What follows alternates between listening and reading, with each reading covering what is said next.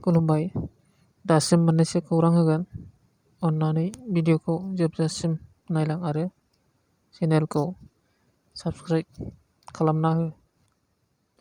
मोनसे गिख्रंथाव जाथाय। बे गिख्रंथाव लामानि जाब्रबथायजों 19 सुबुङा अबथिरायै जिउ गोमादों।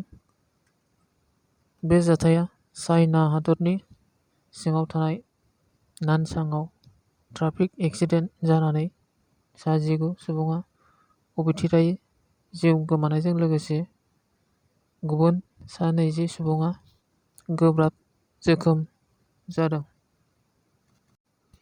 सासे पुलिस अफिसारआ हरखाबै गोलैनानै जिउ गोमानांगौ जादों।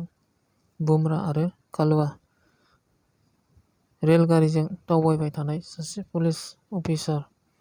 पुलिस एसआइ आ ट्रेनखौ लासै जाबाय साननानै ट्रेननिफ्राय ओंखारनो नागिरनाय समाव बिथाङा हरखाबै गोलैना अबथिरायै जिउ गोमादों। थैनाय पुलिस अफिसार एसआइ नि मुङा जाबाय मनज राजाराम भजाले।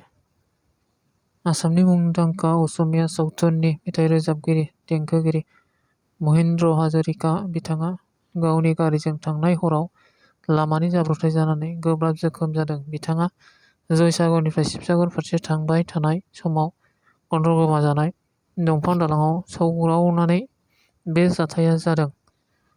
बिथाङा दा फाहामसालियाव फाहामथाय लानानै मोजां थासारियाव दङ होननानै मिथिनो मोनदों।